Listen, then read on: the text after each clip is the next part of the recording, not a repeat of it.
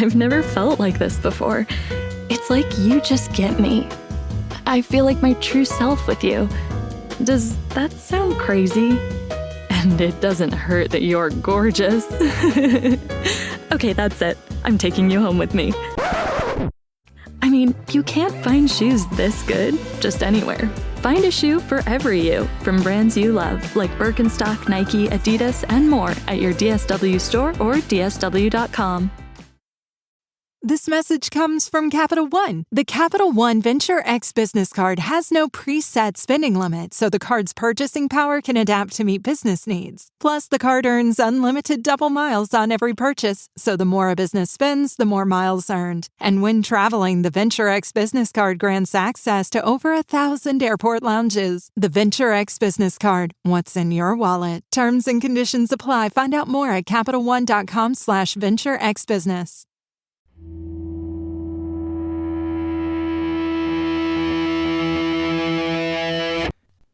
Hollywood has always had an interesting relationship with history.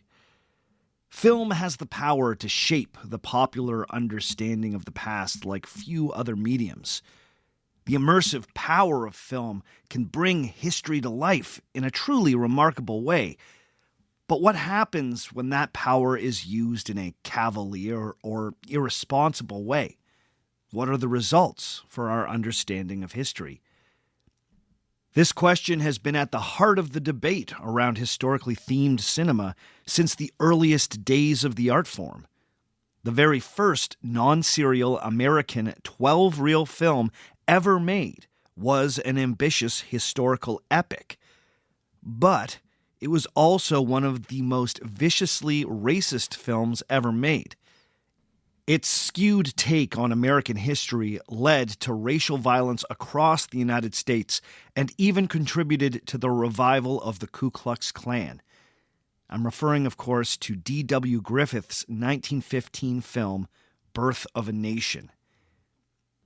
Saying that Birth of a Nation is a controversial film would be hugely underselling it. And this isn't just a case of modern viewers imposing their morality on the past. At the time of its release, the film was the subject of massive protests. African American leaders and other civil rights campaigners condemned the film's irresponsible representation of the past and, frankly, hateful portrayals of Black and mixed-race Americans. The famous civil rights leader Booker T. Washington organized a boycott of the film, and activist William Monroe Trotter was even arrested during a protest at a movie theater. At the time, the well-known New York rabbi Stephen Wise went on record saying that the film was, quote, an indescribable, foul, and loathsome libel on a race of human beings, end quote. In terms of its historical accuracy, the American female social reformer Jane Addams wrote simply, quote, it does not tell the whole truth. It is claimed that the play is historical, but history is easy to misuse, end quote. Amen, sister. History is easy to misuse. But what's particularly challenging about Birth of a Nation is that it was so artfully executed. It's commonly accepted among film historians that the director D.W. Griffith broke new ground with Birth of a Nation and arguably revolutionized cinema. In 2013, The New Yorker ran a retrospective piece by Richard Brody entitled simply, The Worst Thing About Birth of a Nation is How Good It Is. His point was that the movie is a remarkable work of art, but all of that art is put in service of a truly horrible message. He points out that, quote, problematically, Birth of a Nation wasn't just a seminal commercial spectacle, but also a decisively original work of art. In effect, the founding work of cinematic realism, albeit a work that was developed to pass lies off as reality, end quote. The irony here is wild. The film that invented cinematic realism used the technique to pass off lies as reality. Whoa, So what do we do with a film like Birth of a Nation in 2023? Is there a way to recognize it and study it without celebrating it? Does any type of recognition whitewash the harm that was done by the film's content? What about the director, D.W. Griffith? How should we understand the rest of his body of work? These are just a few of the questions that come up in my conversation today with film critic, author, and podcaster Amy Nicholson. As one of the most interesting voices commenting on film in 2023, Amy has a fascinating perspective on the way in which cinema shapes the way we understand history. When is it important for a film to be historically accurate? When is it okay to take liberties with the past? Which movies get the balance right and which get it wrong? Amy is here to talk about it all. Can Ms. Nicholson help us better understand how movies make myth? Let's find out today on Our Fake History.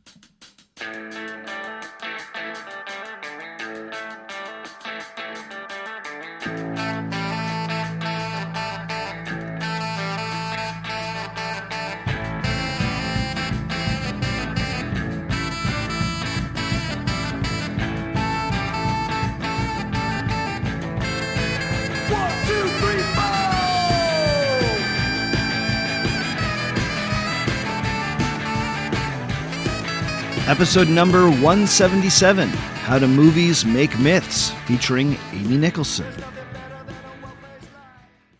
Hello and welcome to Our Fake History. My name is Sebastian Major, and this is the podcast where we explore historical myths and try to determine what's fact, what's fiction, and what is such a good story that it simply must be told. Before we get going this week, I just want to remind everyone listening that if you want to experience this podcast without the ads, you can go to patreon.com/ourfakehistory and you can start supporting the show at $5 or more every month. That level of support gets you access to an ad-free feed and a whole raft of other extras and exclusive content. So go to patreon.com/ourfakehistory to get access to the ad-free feed and all sorts of other fun stuff. This week, we have something a little different for you.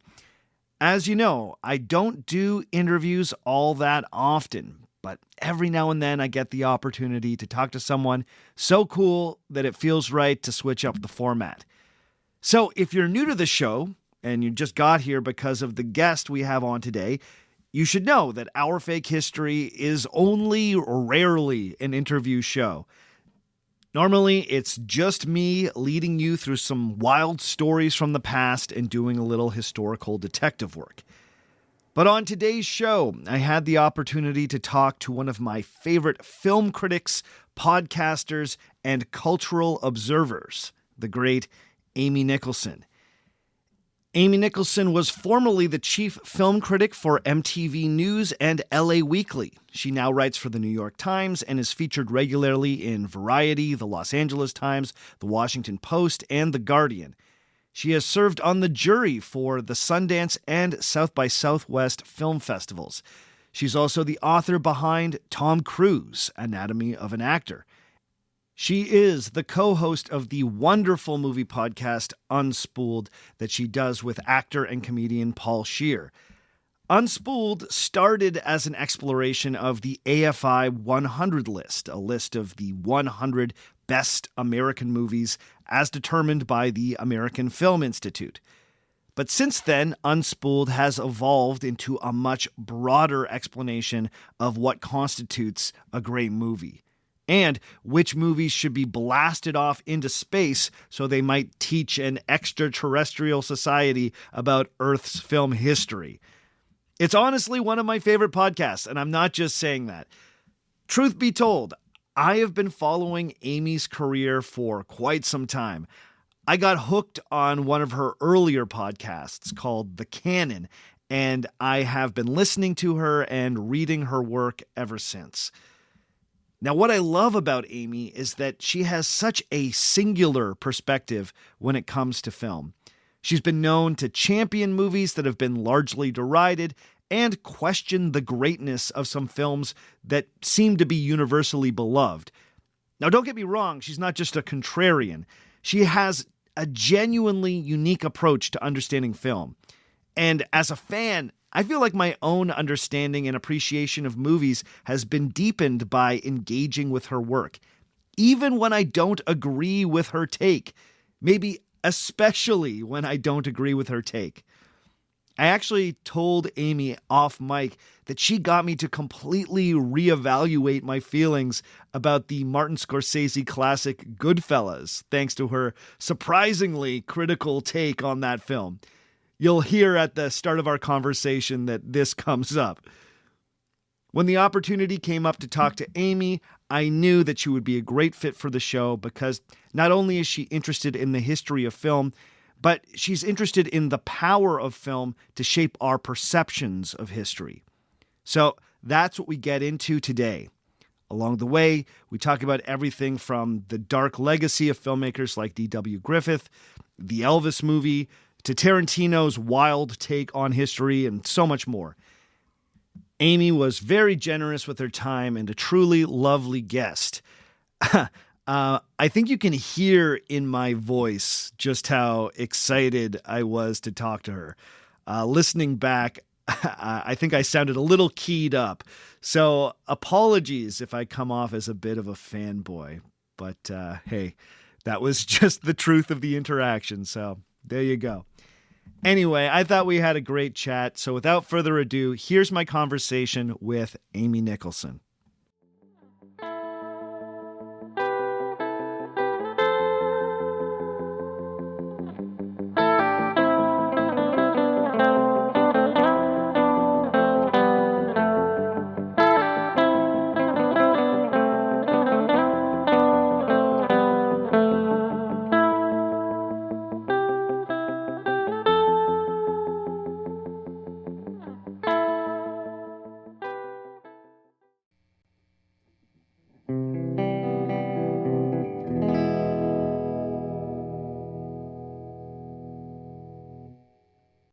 Okay, Amy Nicholson, welcome to Our Fake History. It is a real honor to have you on the show.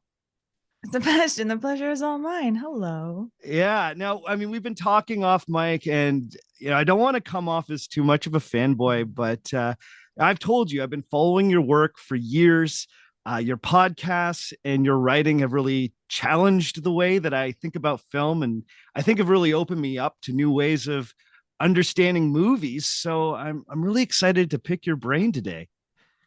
That means a lot. And I'll just share one thing from off mic. Thank you for admitting that I made you love Goodfellas just a little bit less. That means a lot. I went home and told my boyfriend, he was like, God damn it, no, that's the worst thing that you do to people. Well, you just made me have to think deeply about why I liked it and just not sort of question its greatness, or just accept its greatness rather, and maybe think about it more critically. But we're here today to talk about history, and we're talking about history on film. So not only are you a film critic, but you're also someone who's deeply interested in the history of Hollywood and the history of movie making. And many of our misconceptions about history come from the movies, right? Movies are often where people get historical myths taught to them the first time, or at least where historical myths get spread to a larger audience. And as such, most people think that I must be a stickler for historical accuracy in movies because I do this show. And they're sometimes shocked to find out that I'm not really, except when I am. I think there are times when historical accuracy matters and other times when it doesn't. And this is something that I really want to explore with you. So here's where I want to start today. As a film critic, does historical accuracy matter in a period piece or for any movie for that matter? What do you think? Oh, a definitive yes and no. I feel like maybe we should just start by painting this question in really simple strokes and then shading in the details. Yes, I can say very clearly, yes, historical accuracy matters when it is the type of film that like your laziest history teacher might put on instead of telling you about the Romans or World War II, or the kind of film that your uncle might bring up at Thanksgiving when he's talking about politics.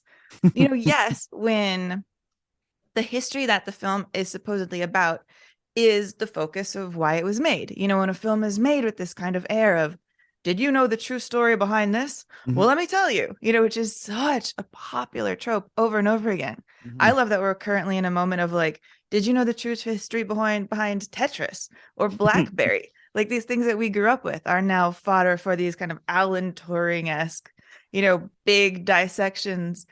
And I haven't seen Tetris yet. I hear it's marvelous, but like I know that the Alan Turing one was just really simplistic and was like, hey, Alan Turing did everything by himself. What a great man. Let's all applaud. And that kind of history, I think, is dangerous. It does matter. And we should always point it out when that accuracy is incorrect, because those are the type of films that present themselves like they are being straight with you when they're not. Yeah, you brought up something that I hadn't even fully considered, and I should have as a teacher, right? That movies are often teaching tools. And so, yeah, when we're sort of relying on them to actually teach history, 100%, there is a certain amount of accuracy that we should demand from them. But when do you think it's okay to fudge the facts? When is it cool to mess with the narrative or to stray from 100% accuracy? Well, yeah, I think that the sky is the limit in messing with historical accuracy if the history isn't necessarily the reason behind the film. If it's a story that at its heart is about people or emotions living in a time, if it's a film about capturing why this time mattered without being like, this was the time, because those two things are really different.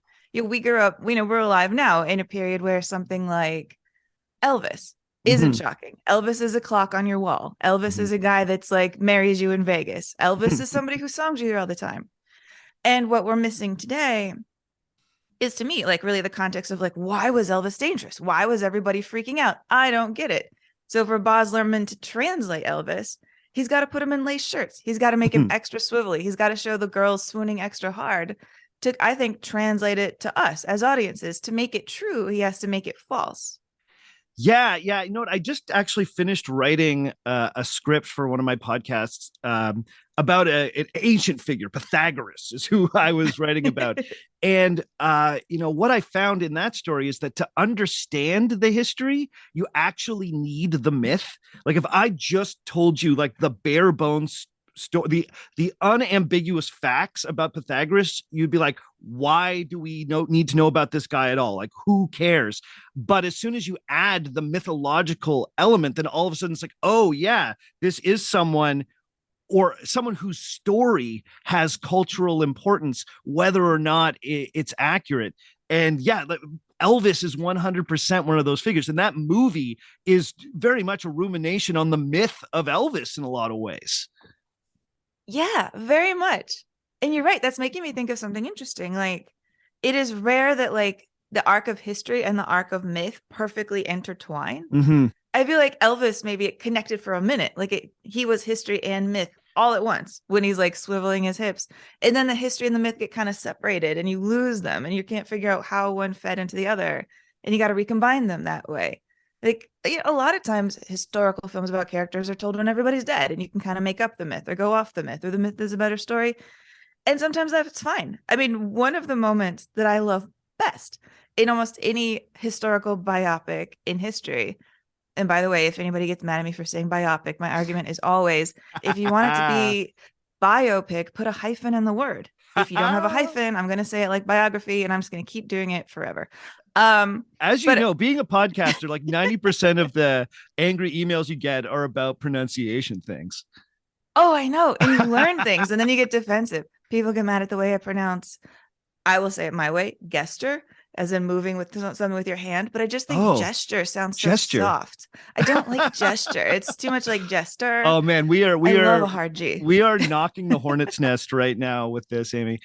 But to my point, I'm so sorry. Yeah, go ahead. I was trying to talk about Get On Up, the Tate Taylor biopic about James Brown. Yeah. Because this is one that I love when it's like an example of historical accuracy, myth making, powering each other. Mm-hmm. There's a scene in this movie which is about James Brown, and Chadwick Boseman plays James Brown when he's older. There's a scene when he's younger and he's not Chadwick Boseman, where it's about like how James Brown grew up really in desperation, poverty, being like forced into boxing matches for like rich white people's entertainment. Mm-hmm. And he's in this scene losing a boxing match. I think he's out boxing with one hand tied behind his back, literally, possibly blindfolded. Mm-hmm. He gets knocked to the ground. The applause surrounding him and the hoots and the cheers and the stomping become the backbeat of one of his future songs. And you hear a song kind of make itself in that moment. Yeah. And you hear him hear that song that he's going to create when he's older. And he draws power from it. And it like summons him to his feet. And my God, every single second watching this, absolutely not true. None of this is true. Of course. But it is true. It is true that when you watch James Brown, he fueled himself. His own success story drove his success story. Yeah. And he was always going to lean back on, I'm James Brown, I got to do me. And that scene is so true to him while being a complete fabrication. Right. And that is what I love. Yeah. And you know what? That movie is a great example of one that gives the audience lots of clues that maybe you shouldn't be taking this as 100% factual information, right? Chadwick Boseman looks dead on into the camera. And it's like, check this out, like multiple times in that movie, which, I kind of love that in a period piece that isn't accurate, because that's sort of, signaling to the audience, like, it's all right if this isn't accurate. And if you've come to this for just the information, you have come to the wrong place. And so, yeah, I kind of feel like as long as the film is sort of doing stuff like that, then it's all good. Then we can play. But you're right. As soon as it starts taking itself seriously, and or seriously as a form of education, then it perhaps needs to be held to a higher standard. Yeah, exactly. Like, there's actually a documentary that I think really shaped a lot of my thinking on this. It was a Michel Gondry documentary that he made with Noam Chomsky, and it was called Is the Man Who Is Tall Happy? And it's mostly a lot of interviews with Chomsky, about how he feels about language and words and definitions and how he came to be. But Michel Gondry explains right at the beginning that he's going to be doing this whole documentary in animation. And then he's going to be animating Chomsky and everything that he's saying, because he wants to drive home the point that even a documentary is never a perfectly exact representation of truth. And that's what the film is really about. Like, as soon as you edit out one sentence, one word, one pause, if something is not real time, it's never the truth. And truth is impossible. Truth is like a collection of perspectives. So he's drawing attention to the artificiality of even trying to tell a documentary in the first place. And I loved that. And I feel like that extends to so much, like the Bob Dylan biopic, I'm Not There, where it's just like all of these different lenses on him. Yeah. And that's so freeing. And I feel like it gets at something deeper. Yeah, no, that's a really good point, because, before our conversation, I was thinking about films that I would actually recommend as places to learn history. And I was like, well, really, I would only say documentaries. I mean, watch, Ken Burns, 9 hours on baseball. But you make a really good point that even the documentary is an artifice, right? Even the documentary is kind of constrained by the art of film, right? And, you can extend that thinking even further, because sometimes you're like, okay, well, if the documentary's artifice, then maybe go back to the books, read your history books. But book writing is also a form of artifice, and history writing itself is an art form, right? And so, like, even the most responsible of history writing is still an act of selection, of editing, of finding narratives, finding stories, making sense of events. And so there's always going to be that process in play. And so I really respect stuff that doesn't hide from that, and your point about that sort of animated documentary is really well taken. So, okay, that actually kind of brings me to my next question, which is, when you're watching a period piece, what do you think are the ingredients that make one successful or maybe responsible? Yeah. I mean, to me, I think the priority really does have to be like, tell us how that time felt.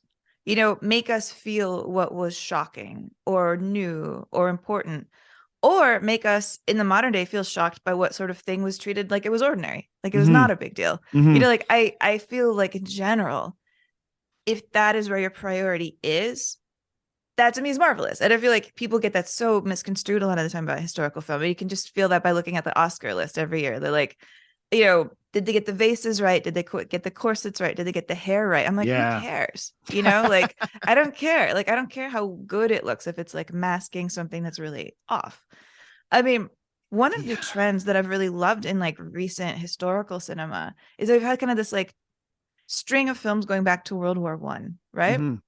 Yeah. There's been like 1917. There was Of course, this year, All Quiet on the Western Front. Yeah. Yeah, War Horse a few years ago. What I love about those is like they capture the horror of World War One in the way that, like, if you were alive in that time period, it was like you were living in science fiction. Mm-hmm. That like World War One is not a dusty old war and everybody find it is dead. That to be there in that time period, there's men in bug-faced masks, green gases going through the air. Mm-hmm. It was a horrific time. And the more that our World War One films have been leaning in horrific imagery, it almost makes us understand what that war is in a way that I kind of didn't understand. Like I tried to check out, I'm a child of good boys thinking about World War II and the Greatest Generation and really kind of glossing over World War One. Oh yeah, we needed that one. And then we had this one. And it's like, I don't know. I'm fascinated by World War One and World War One movies. I read a really wonderful book once about how our modern day horror films actually even come from World War One. Yeah, I've read that book. It's so good, right? Yeah. Like the one that always pops out is about the zombies, right? How Yes. The idea of zombies, of dead men walking, comes from post World War One, comes from men coming home from the battlefields and being shell shocked, traumatized, of us having just enough modern surgery to keep people alive when their faces and bodies should not be alive in the way that they would have been in the Civil War. And that to be alive in 1917 was to walk through a horror film. Yeah. And like I never felt that until I really started thinking about it, seeing these movies, feeling the horror. Yeah. And it's like, yeah, like Wonder Woman captures it better than my history teacher did, as strange as that sounds. Yeah, well, it's interesting also, how different wars sort of live in the historical consciousness of different cultures, right? So in Canada, World War One is taught a whole lot more in Canadian schools than I believe it is in American schools, just because in the formation of this elusive thing we call Canadian identity, if that's even a thing, World War One is like considered this really formative moment because so many Canadians fought as part of alongside the British in the First World War, and it was this moment in the sort of development of a Canadian consciousness, if you will. So it gets taught a lot here, and there have been Canadian filmmakers that have been trying forever to make World War One films because of that, but we just don't quite have the same resources. So there was one like years ago called Passchendaele that was quite honestly not very good, and it was partially because it didn't have the sort of power of Hollywood behind it. So it's been interesting to see Hollywood start to kind of put the sort of flesh and bones, and for me flesh and blood, back into World War One. I love hearing you say that because like I'm writing like a nonfiction book right now, and one of the characters who figures in the book was a Canadian who like headed up one of the gas brigades during World War One.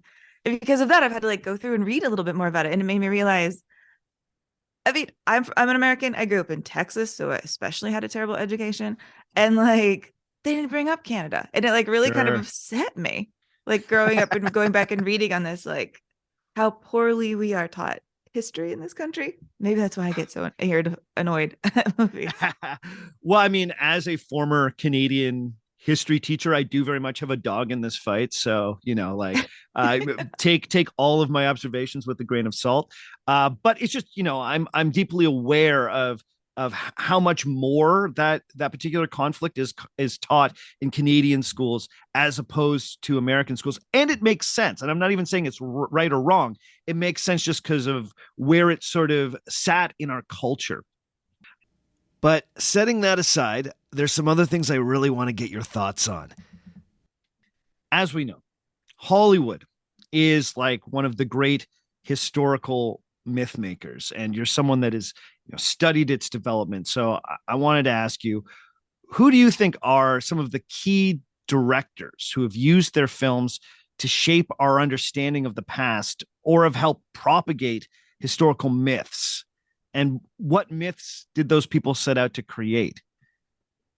Well, yeah. I mean, I think the first one to talk about is definitely D.W. Griffith, the name that, of course, will live on in infamy for Birth of a Nation, but also a name that if you're a film student, a film lover, has become a myth himself. Like I'm old enough to have learned about D.W. Griffith when the word on him was he was the greatest director who ever lived. Here's the movie that he made that changed the world, and it's a little racist, but no big whoop. We've solved racism. Right. That was really how Birth of a Nation was first introduced to me. Like he introduced D.W. Griffith invented the close-up, so this is all fine. Sure. And then you get a little bit older, and you're like, it seems a little dubious that he invented the close-up. And also, Birth of a Nation is a reprehensible example of what skillful propaganda can do to warp a nation, Sure. And then you get a little bit older, and you're like, okay, so D.W. Griffith was a racist. And then you're like, oh, no, it's worse. He wasn't even that racist. He was a troll who knew that he was like manipulating audiences with like this really heartless hot take that he didn't even believe, Right. and he wanted for publicity. Now, I mean, I still feel all of those emotions, but I also feel like it's a shame that this film has become the sum total of who D.W. Griffith is as a filmmaker. It's almost rewriting history to judge him only on this film.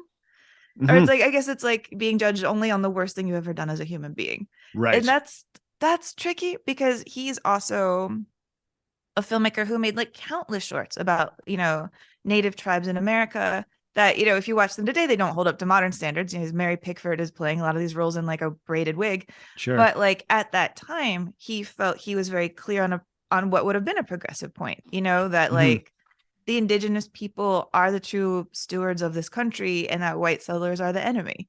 And I feel like if you, get an interview with him, he'd be like, I care so much about historical accuracy. I want to tell the historically true story about America, that like we, the white people, have not always been the heroes.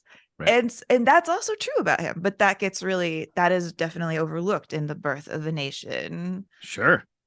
It's also tricky. No, it's okay. But like, no, but this is the stuff that, I'm constantly sort of wrestling with on my podcast, right?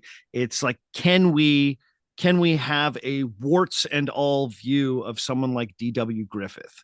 Right. So, like, is there a way to sort of understand his contributions to film while also not letting him off the hook for, all of the things we should criticize about a film like Birth of a Nation? I think we can have both. I really do. Like, I think that, most smart people who I think, are more of us than it can sometimes seem on the internet, can handle that idea that like, yeah, this person like created one piece of art that was, even by the standards of the day was pretty abysmal. And yeah, it was protested at the time. I always want to like drill that, but at the time, people were like, this is a racist piece of shit. Yeah, sure. Right. And so, and yet, like, does that mean that now that we cannot even look at all of the other work? And, I'm very much of the opinion that like, we can certainly look at it and we should look at it. We should learn from it, but that doesn't mean that we should in any way put this person on a pedestal or excuse, wrongdoing or bad choices. Right. And maybe that's me trying to have it both ways. But I think that's also just coming to like a deeper understanding of humanity and art and artists. Right. Right. I mean, I would love to get there with him. We are definitely not there right now. Sure. But, the film that he made after Birth of a Nation, Intolerance, I think is a masterpiece. Mm-hmm. And I feel that when we look at the history of cinema here in Hollywood, we really gloss over the teens. Mm-hmm. It's kind of like history starts in the 20s here. We're like jazz age, flappers, and that's what we care about. But we really overlook the works of the 10s. We're just sort of like, I don't know, Max Sennett, Keystone Cops. That's all that was happening. It doesn't become cinema till Chaplin shows up or something. And you're like, no, Interesting. that's really not true. And like, you know, on the AFI list, the AFI 100 list, really the only, film from the tens had been Birth of a Nation. And then when that was off, they put Intolerance, a film that I do really like. And it is his like follow up to this. And it's his one where he's talking about, I guess God, in a way, it almost feels like a movie that was made today because he's talking about the limits of quote unquote do-gooder woke progressivism in certain areas. Like there's a whole subplot about a good woman who's in love with a man and her, they have a kid and he is, caught up in like a police strike, or like there's like a strike at a factory and he's kind of caught up in it and he's put in jail. And, it is very like pro-union, honestly, and pro-unionizing. And so these like welfare people show up at her house and tell her she's not allowed to keep her own baby because her husband's in prison. And it's, he's talking about that. And then he's also talking about, the crucifixion of Jesus Christ. And he's also talking about the French Revolution. And he's talking about the fall of Babylon. And it is this epic movie. And he, did care so much about historical accuracy that in this book I'm writing, I found out that like one of the women who became associated with him as an actress did so because her dad was a rabbi, a famous rabbi here in town. Interesting. And he reached out to him and he was like, my film Intolerance is going to have some ancient Judaic marriage rites. Will you come and kind of vet them for me, be on the set? And this rabbi was like, yeah, but you got to meet my daughter. And so he did. Okay. And that's, and that's how she got brought into the fold as an actress. And she grew up to be in Ben-Hur. She was a really, really great person. I love that too, because again, just to make it more complicated, here was a man who had a lot of sensitivity to accurately depicting the Jewish religion, right? Yeah. The man who made Birth of a Nation, right? It was also like, I really want to get Judaism right because we don't want people just sort of, using, old-fashioned stereotypes about this kind of stuff. Yeah, I mean, I don't think this is true, but it could be true that he was like, okay, wow, I really see the power of a movie to shape consciousness. Because you could say up until Birth of a Nation, we didn't know it could even do that. Honestly, we didn't have a hit on that scale that let us know how successful film was as a propaganda tool. I almost want to believe that if there's an idealized D. Deborah Griffith, he was like, oh, wow, I can do all that. I specifically, me, first person on earth to do all that.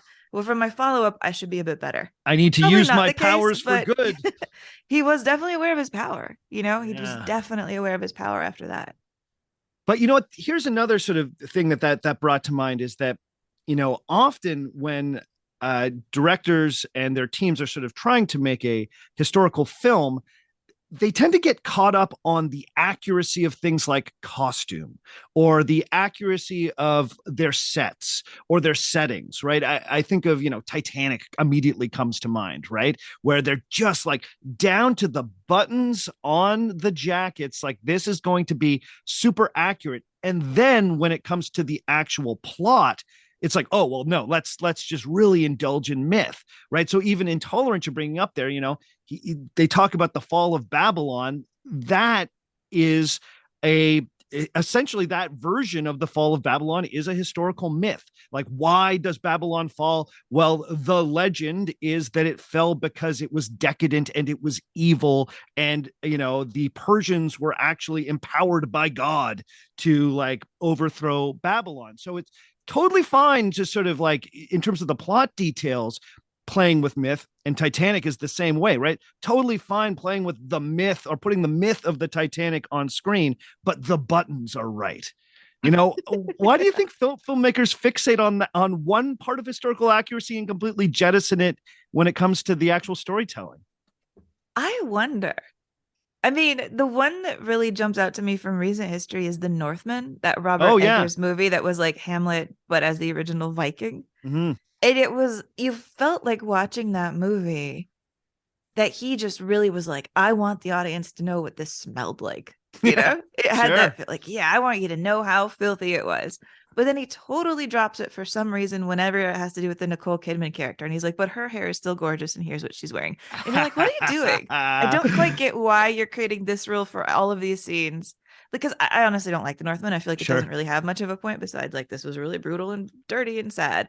And then but to not even go all the way through with it and have Nicole Kidman in that movie and have her be so gleaming and porcelain and bless her, but that the historical accuracy does not extend to the visible work on her face. It's just sort of like bizarre to me, and that's rough. I don't know. Yeah, no.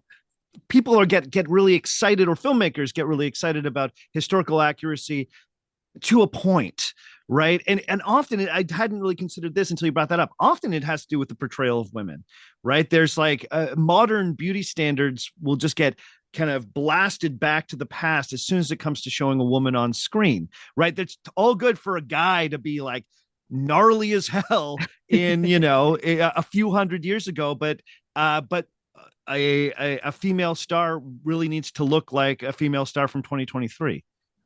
Yeah, exactly. I always want to see more of the scenes in a movie where like you watch the woman who has to curl her hair all day, like in the in the Jane Austen movies. I was just like, but who's combing her hair? How does she get all those ringlets? I need to know this because there's somebody who's burning their fingers every day on like one of those tiny spindly iron things that they're sticking into a fire to make this happen. Right. And her hair is probably falling out. And I really need to know all about this. I mean, there's kind of a short list I have in my head of historically accurate scenes I would love to see. One of the ones that I really want to see, if we have to have any more movies featuring Hitler as a character, is like, I want to see a movie where young rising candidate Hitler is at a tavern with a bunch of German men trying to get their support for his political ambitions. Mm-hmm. And they're all ordering typical German meals of the 1920s, and he has to order something vegetarian. And I've always wanted to know how that scene would play out because he was vegetarian and he didn't drink. Yeah. And I want to know what that was like at that table. Like he was a misfit. And and he was an ambitious, weaselly misfit. So how did he play that off? And I'm dying to know that. And I've never seen that in a movie yet. I love that, Amy. I love that. not because I'm excited to see more Hitler on screen, but because Hitler is so like the poster child for the like unambiguously evil historical figure, it's hard in any way to like remind people that he was also a human being, right? And that's not to be in any way empathetic to Hitler. No, it's just not to at be all. like, I think we just need to remember that like human beings are capable of Hitler level, atrocities, right? And he wasn't just some monster from outer space. Like he was one of us, sadly and upsettingly. And we won't prevent the next Hitlers until we acknowledge that. Very much so, right? I'm so with you. And so that moment where he's like, can you whip me up something vegetarian in the back? Yeah. I would not like a bratwurst. If you can convince me if you can show me how he convinced gruff German men, conservative German men, that it was cool to just eat potatoes and sauerkraut. Yeah. And they should still support him. Yeah. I feel like that would help me understand his rise to power almost as much as anything else. Yeah. Especially when the message, is all about a very traditional understanding of masculinity, right? Like who else was a vegetarian that day? Like, I don't even know. What were the percentages of vegetarians? I mean, in Europe at that time, not a lot. Like you would have to go to like Buddhist countries to meet a lot of vegetarians, in the 1920s, 1930s, right? My God. Yeah, I love that, Amy. I'd never fully thought of that as a thing that probably did happen. It had to happen. He eats 3 meals a day. Right. How did it happen? And the movement starts in bars, right? Yeah. So God, and he doesn't drink. And he doesn't. How many times does he have to say no, thank you? Yeah. And how does he win over their support? Yeah. I mean, and there have been films or like TV miniseries or whatever that have tried to capture that, but they do kind of pivot away from weirdly human moments like that. Oh man, I love that one. That was I'm gonna chew on that for a little bit.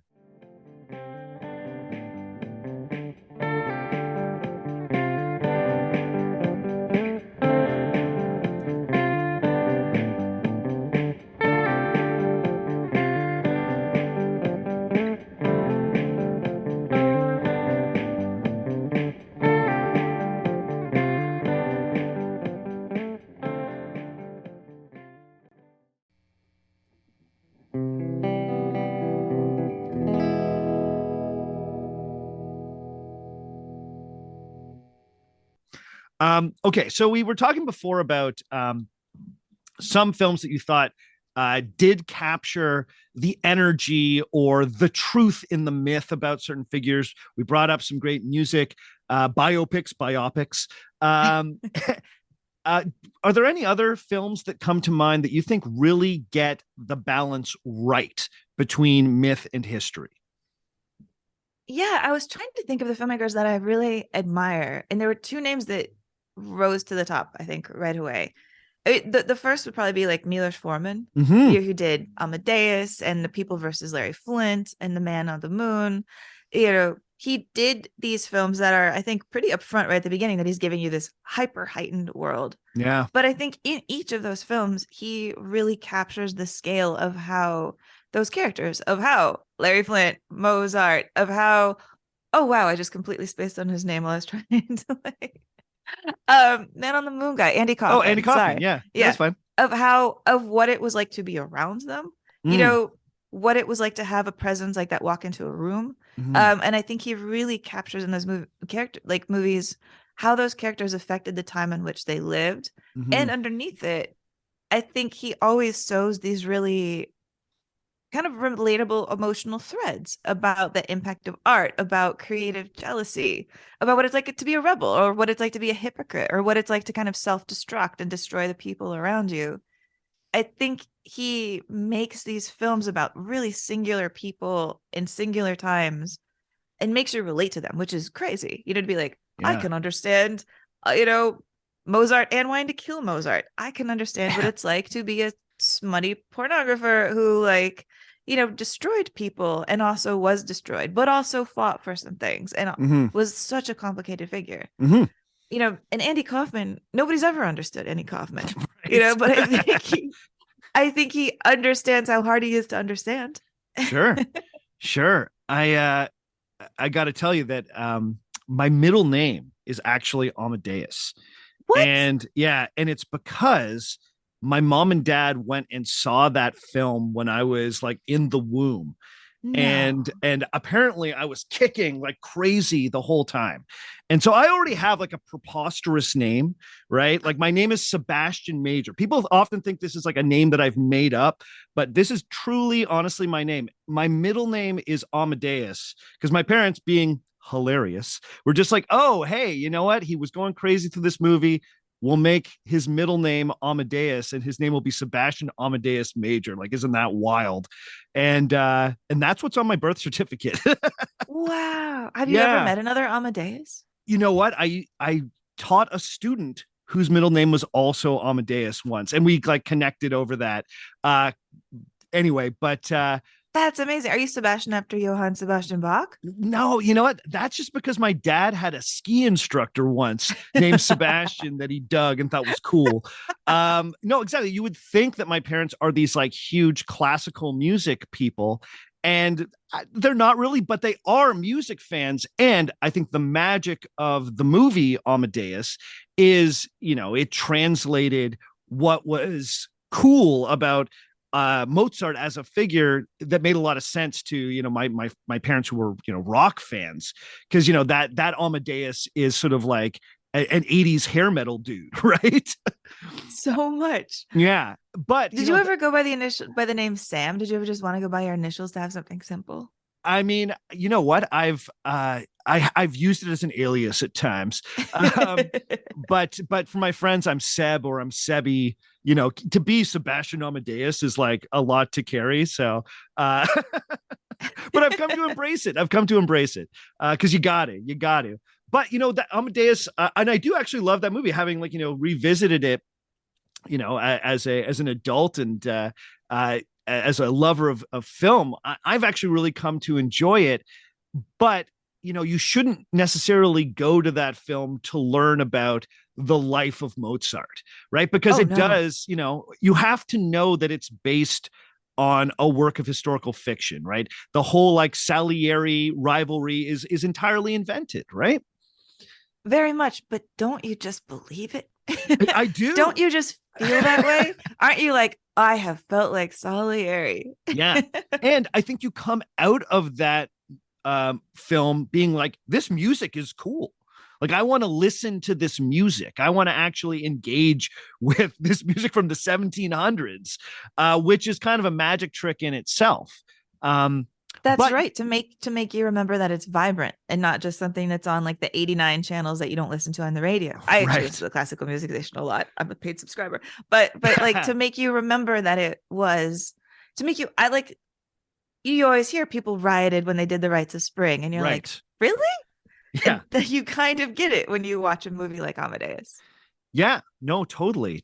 I do have a lot of love in my heart for that film in particular. But obviously Milos Forman is Milos Forman, right? Like, he cannot be denied. Any others that come to mind? Any other artists or films that you think they get the balance of myth and history right? Well, I really do like Tarantino and his historical period. Me too. So much. So much. Because he's taking true moments in history and then turning them into fables. In a way, fables about living at a time where it feels like evil is ruling the world. And I think that's true for a lot of it. Django, Inglorious, Hateful Eight, even. I feel like Hateful Eight is his movie that people are going to appreciate maybe in 30 years because it feels like such a time capsule of the time it was made. Like in that. God, well, now I'm going to go like it's a little red, but it's like, I feel as though all films are period pieces in a way. Yeah. All films are period pieces. All films are a story about the era in which they were made. Yeah. And if they're about history, they're about how we see that moment of history in the time that they were made. And if they're about the present, then they're about how we see the present in the time that this movie was made. Like, I'm coming at this as a person who did my undergraduate thesis on depictions of Japanese men in 80s sex comedies, as like, we were so mad about Toyota and the auto wars, and we took it out on like having characters who couldn't get it up around blonde cheerleaders. And it's like, they were not men, but our men are men. And we were like fighting this war in film. And so, that those characters are very much of their time, And I feel that way about all films. That's kind of what keeps me interested. Like, why are we telling the story now? What lens are we putting on it? How are we shaping it? And to me, that's where I always start in looking at the gap between like history and myth in a film. But, beyond all that, like Hateful Eight, I think it is so much a movie about how did we found this country with all of these personalities who can't get along? You're like, how on earth is this country ever going to get along when we have such a streak of violent independence within us? Sure. And when what I really admire about Tarantino is because he's so upfront about his desire to change history when he tells these films. He changes history in order to make you think of how it would have been if history had been different. It wouldn't have been nice if Hitler had died, or maybe it wouldn't have been so great in some circumstances about his other films, like I think that Once Upon a Time in Hollywood to me is such a fascinating movie, because like, we're like, okay, yeah, you have these two guys who are they've been dominating the Hollywood scene a bit for a while, Leonardo DiCaprio, Brad Pitt, they're sort of, on their way out maybe at this time, they're a little bit less cool, they're a little bit longer in the tooth, this time of like, this type of machismo being in charge, fading, the world's changing, but then they kill the Manson family, and when you kill the Mansons, it's like, it's almost like you truncate the upheaval that came from the Mansons, and how Hollywood changed. And you, in a way, figure out the movie sort of is like, do we want to stay in a time where these like outdated sexist dudes are still in charge and heroes? And that's where the movie takes you. It's like an alternate version of Hollywood. He literally has a drink with Roman Polanski at the end. Because he never turned bad, right? Is the idea. And that's fascinating. Like, is every change for history going to make it better? Can you stop the Mansons and make history better in the whole? I think that's there in that film to me. Oh yeah.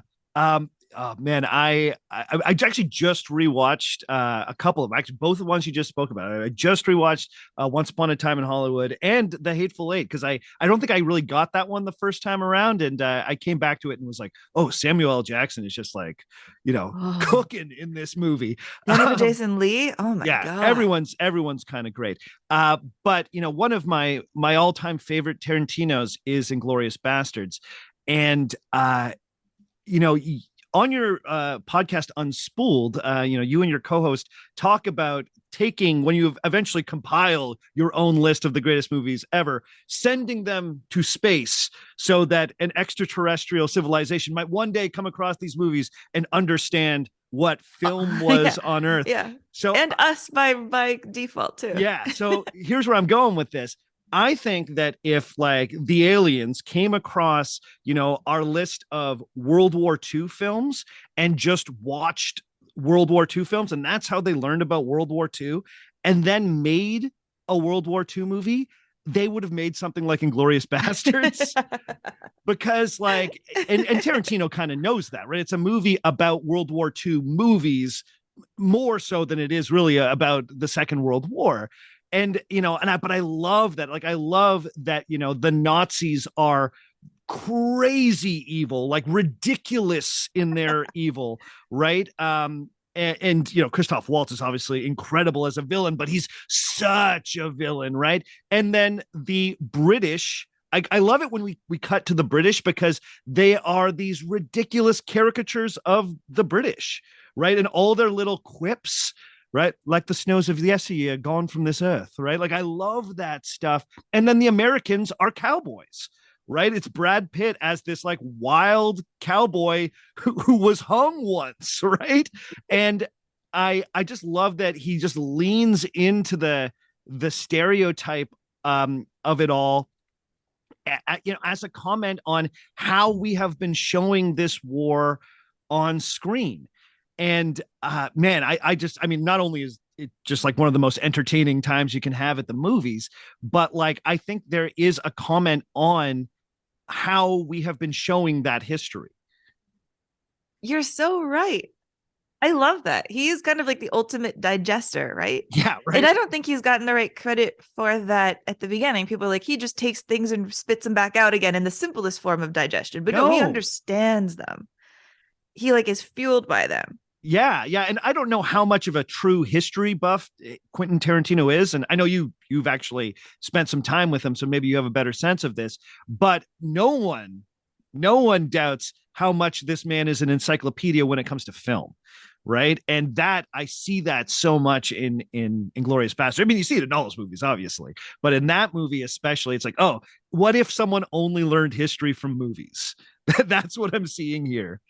No, it's true. And one of the fascinating things I like about him in this stage of his relationship with art and movies, being a person who like owns now 2 movie theaters out here in LA, we cannot wait for the second one to open up, is I think he seems to me today so touchy about the fact that he was described in the 90s as like just a movie fan, but he's like, oh, if it's trashy, he's going to love it, blah, blah, blah. He's like, no, I digest all of these films and I see all of their problems. It's like the consumption is only the first level. Then you get to chew on it. What's wrong with this? What's bad about this? What's good about this? I love his podcast about cinema because he really takes in a scene on like every single level. He's like, this is a tremendous performance in a horrible character in a badly filmed scene, but the way she delivers this line is so majestic. And he pulls everything apart in a way that I feel like we are losing the ability to do as a creative critical culture. I think we're sort of like, that's bad. And it is bad. You're like, what? No, like it is bad. And what else is it? I mean, like, and I'm sure I'm not the first person to make this comparison, but it reminds you of like the golden age of hip hop, right? Where like the kind of crate digging DJ would be like, yeah, this chintzy, like kind of like disco soul track, the forgotten piece of ephemera from the 70s actually has this like 30-second break that's sick, right? Yeah. And then that they build something brilliant from there. I'm sure someone else out there has like made that comparison, but I don't know, came to mind, so I had to say it. Okay, I know I only got you for like another hot minute here, Amy, so I'm just gonna ask you one more question. On your podcast, Unspooled, you're really investigating the creation of a film canon, right? You started by looking at the AFI 100 list, the so-called 100 best American movies ever made. Your previous podcast was literally called The Canon. It was all about sort of trying to understand which films should we recognize as the best.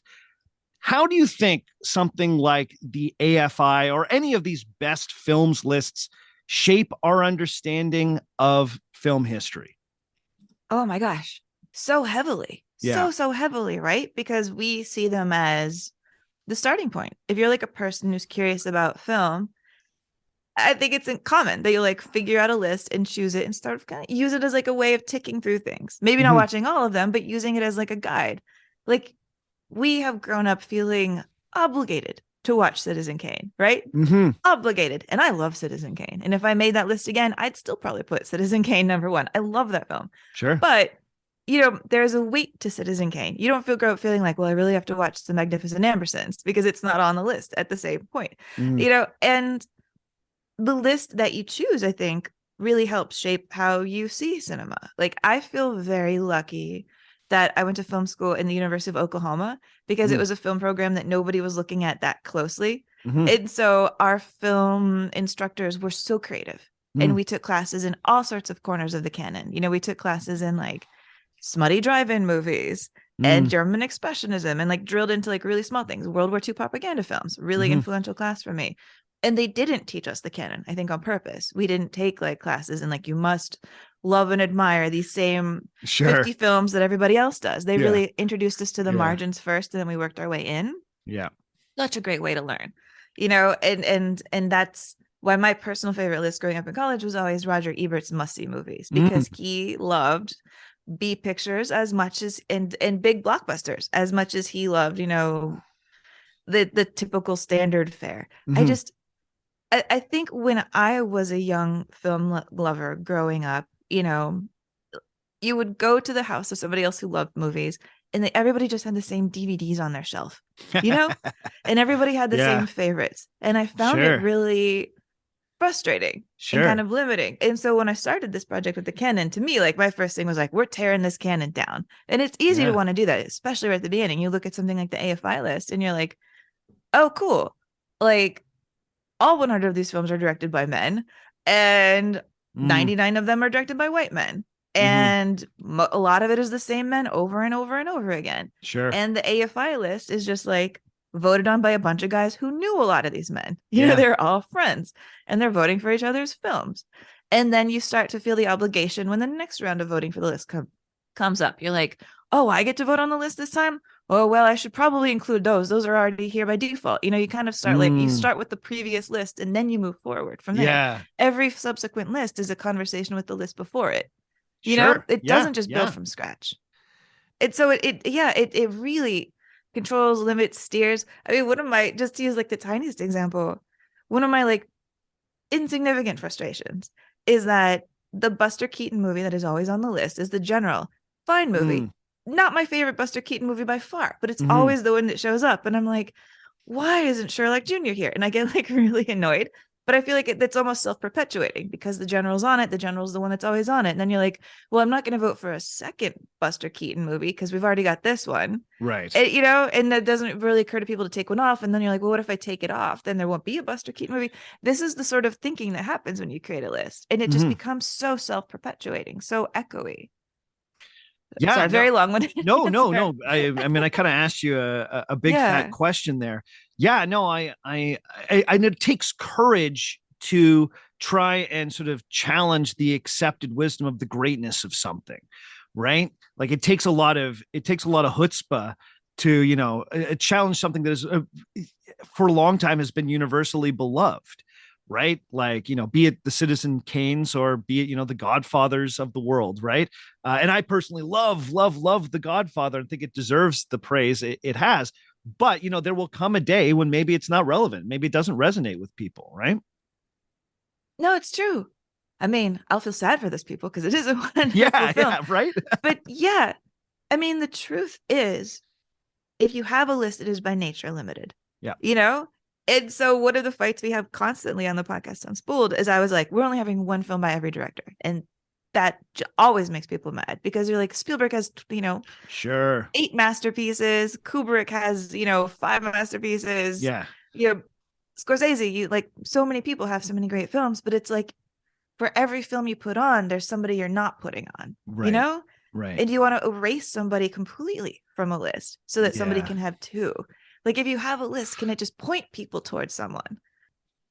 there's kind of that's sort of my little fear about it. Like, I'm nervous that when the next AFI 100 list comes out, they will probably take D.W. Griffith's Intolerance off the list. Sure. Because that seems to be what's happening right now with his legacy. Like, here in Los Angeles, we used to have a mall at the intersection of Hollywood and Highland where they had reproductions of the plaster elephants from his Babylon sequence. Yeah. This big dance sequence, giant elephants holding up. They had those elephants all over the mall, and it was wonderful. You could really stand there and think you were on the Babylon set with the way the stairs were laid out. Yeah, cool. And that wasn't where he shot it. Like, he shot that, like, about 2 miles down Sunset, where, the title Hollywood Babylon, that book comes from the fact that he left those elephants up there forever. Yeah. They're across the street from an orange grove. They're actually on the ground of where Quentin Tarantino's next movie theater is going to be, the Vista. Mhm. Long story. But anyway, they took the elephants down, kind of as a reaction, to protests, to like this questioning of Birth of a Nation. And so because the elephants are associated with him, the elephants are gone. And so because of that, I feel like that's probably likely that Intolerance is going to be gone from the next list. And when it is, we're not going to have a single film from like the first decade of Hollywood. And that's nuts to me. Yeah. Like, just nuts that 10 Yeah. years of film history of developing cinema is considered irrelevant. Yeah. Yeah. And I don't like that.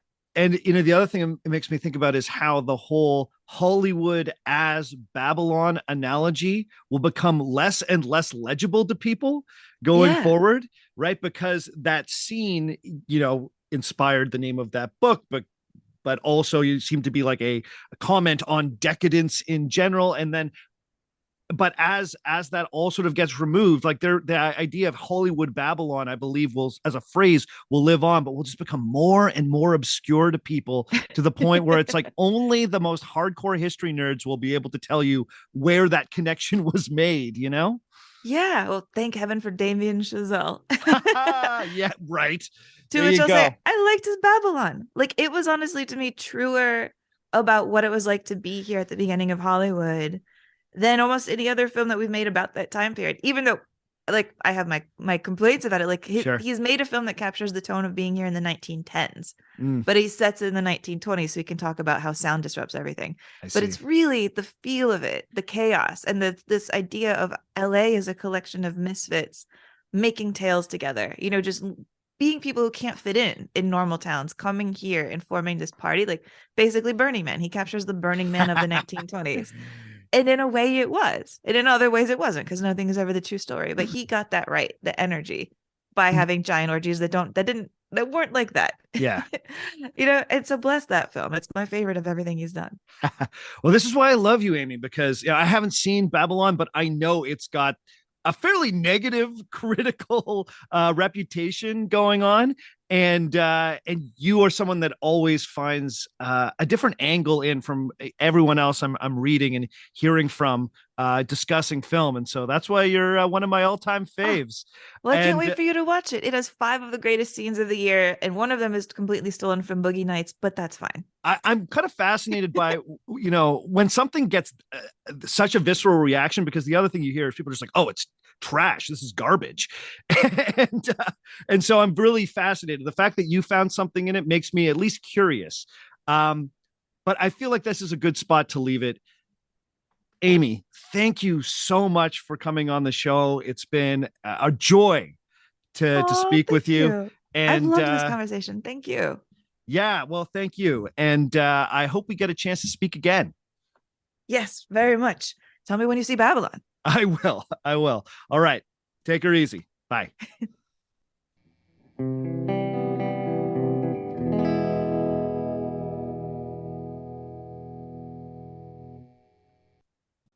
Okay, that's all for this week. Join us in 2 weeks' time when we will explore another historical myth. I think you can tell I'm recording this a little bit later because my voice is a little shredded. Once again, I want to give a big thank you to Amy Nicholson. Amy was delightful. If you want to check out more from Amy, please look for the podcast Unspooled wherever you get your podcasts, and look for Amy's writing in the New York Times and other fine publications. Before we go this week, I want to give a shout out to the following people. Big ups to Andrew Zlatnik, to Juan Carlos Alfaro, to Adam Grogan, to Bill Brandt, to Preston, to Preston Cecil. I wonder if you're the same person. Doesn't seem like it. To Andy Bennett, to Kevin Castle, or maybe it's Kevin Cassell, and to Bobby East of the Woods, Unlockener of Worlds. I love that. Unlockener of Worlds. All of these wonderful people have decided to pledge at $5 or more every month on Patreon. So you know what that means. They are beautiful human beings. Thank you, thank you, thank you for your support. Thank you to everyone that supports at all different levels on Patreon. Thank you to the people giving one-off donations through the website at ourfakehistory.com. And thank you to anyone who goes on any of the review sites or any of the apps and gives us a 5-star review. Those reviews go a long way. If you want to get in touch with me, you can always send me an email at ourfakehistory@gmail.com. You can hit me up on Facebook. That's facebook.com/ourfakehistory. You can find me on Twitter at ourfakehistory, and you can find me on Instagram at ourfakehistory. As always, the theme music for the show comes to us from Dirty Church. Check out Dirty Church at dirtychurch.bandcamp.com, and all the other music you heard on the show today was written and recorded by me. My name is Sebastian Major, and remember, just because it didn't happen doesn't mean it isn't real.